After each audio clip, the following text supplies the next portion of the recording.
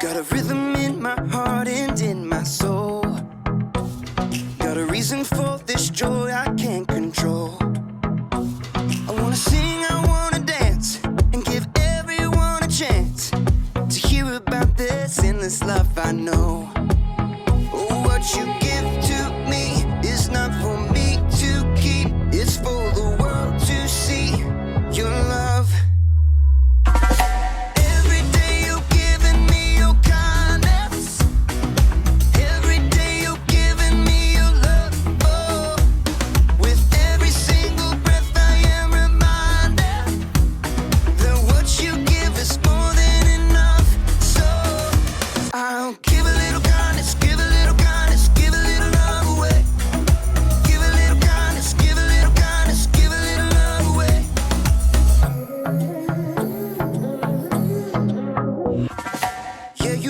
Shine, you make me glow.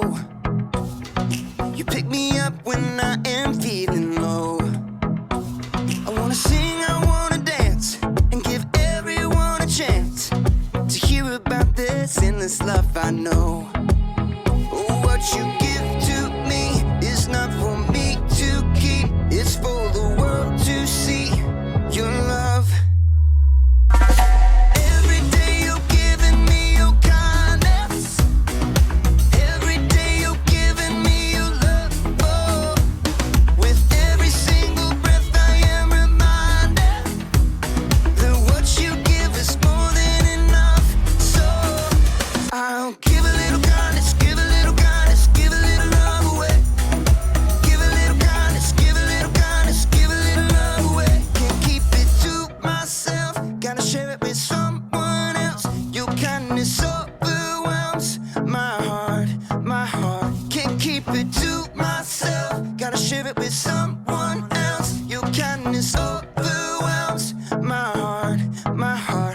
What you give to me is not for me to keep. It's for the world to see your love.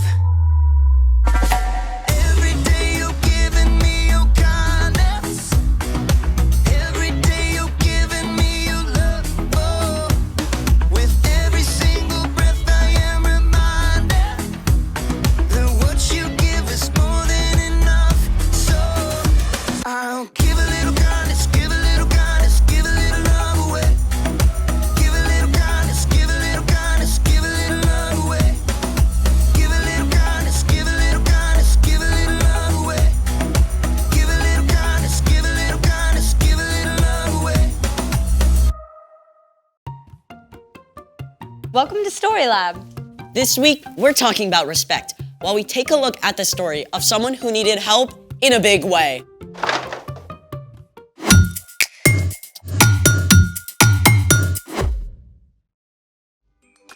Hey, I'm Skylar.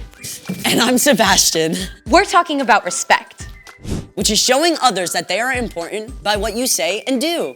In today's story, we're going to hear about someone with complete power to do impossible things. So, I thought we should try something impossible. But if it's impossible, then we can't do it. This is just for fun. And if we can do it, then it's not impossible. Okay, seemingly impossible. Great, let's try it. Actually, I made a whole list of impossible things. What's the first one? Number 1, it is impossible to lick your own elbow. What? I could totally do that. Baby? I concede. Number 2, it is impossible to sneeze with your eyes open. I too did it. No, you have to sneeze for real. Here, try this.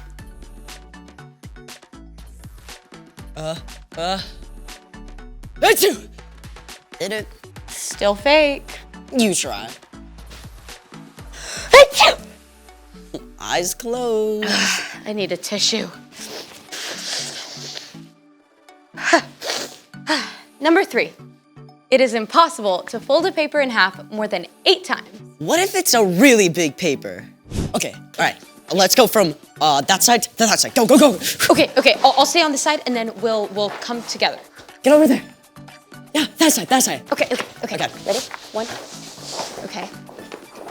Okay, this is 1. Remember, keep 1. track. Is it Okay. straight? Fold it. Let's hold it down.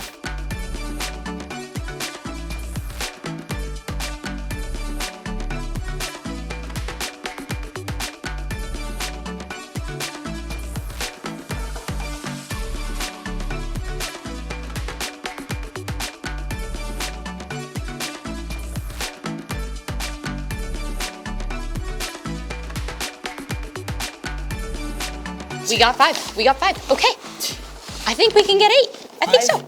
Yeah. Okay. Maybe. 6. Okay. Karate chop it. Oh. Yeah. Hey, 7. Okay, okay, you got it. Okay. Okay. 7. I really thought we were gonna get 8. Yeah. Number 4. Wait! I got one. Number 4. It's impossible to eat just one potato chip.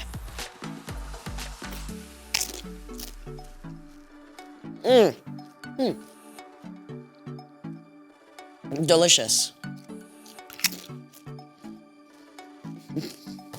See?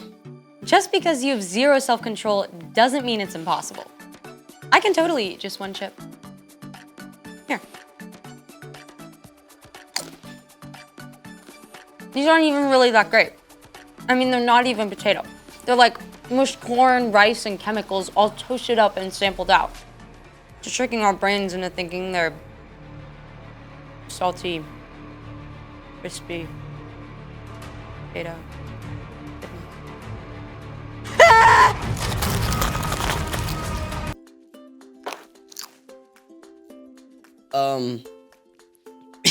Is that all?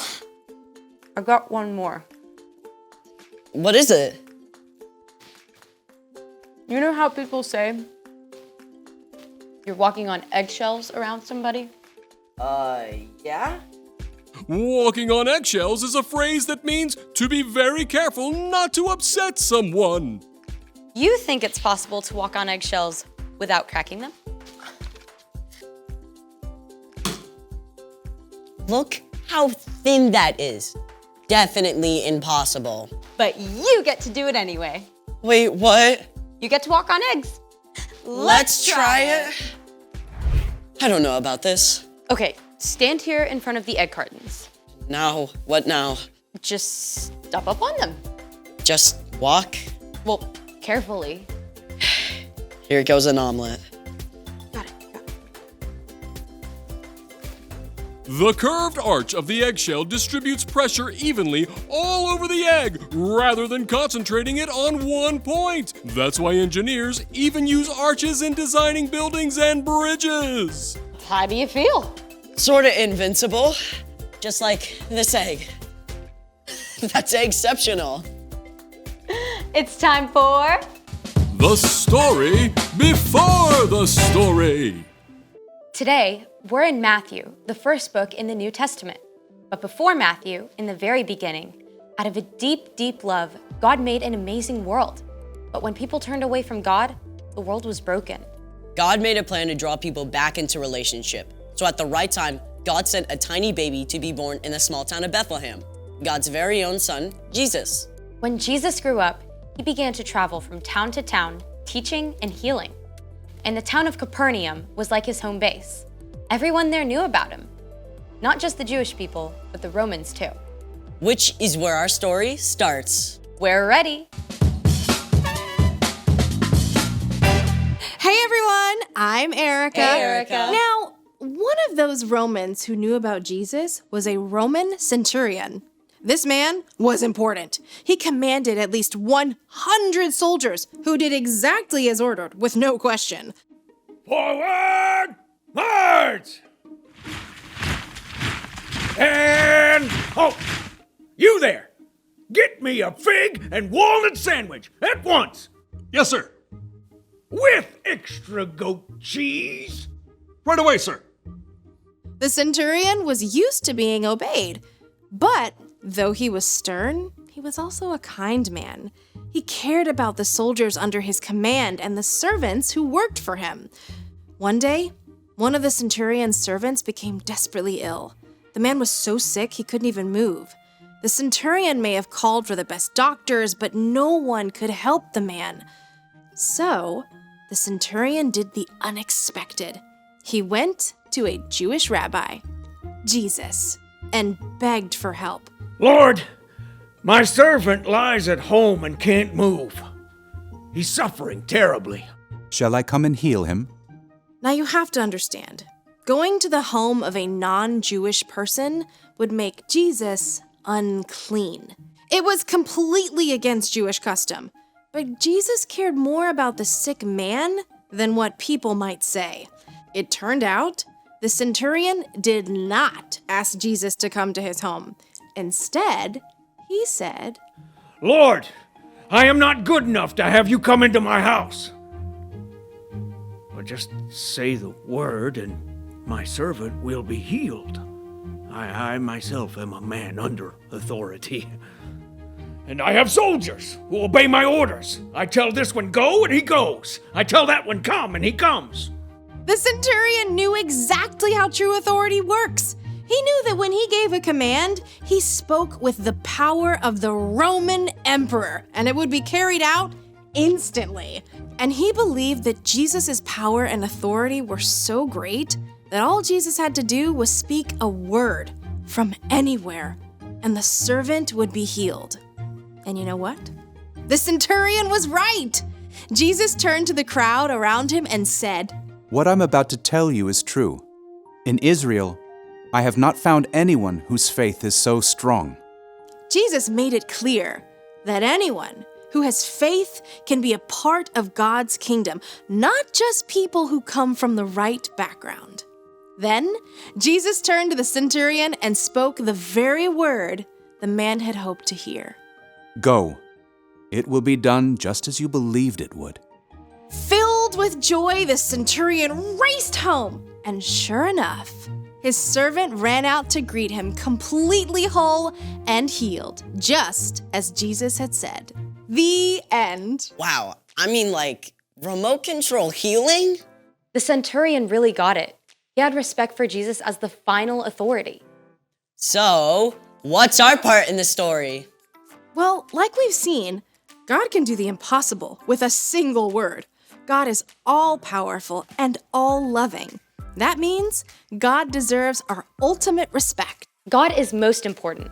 Our lives are full of all kinds of things, good things, but our time and attention should go to God first. You can talk to God throughout the day. In the morning when you get up, Or when you're waiting for the bus or in the car, Or when you're at the lunch table or at dinner with your family. right before you're about to go to bed. No matter what you face, whether it's a friend who's sick or a tough math test, God is the one who can give you the strength and patience and peace you need to get through your day. when you make a habit of putting God first, you can do anything. I think you got it. I'll see y'all next time. Bye, Erica. So here's the thing. Remember, God is most important. Okay, I want to do the egg thing. Hey, don't you need to take off your shoes?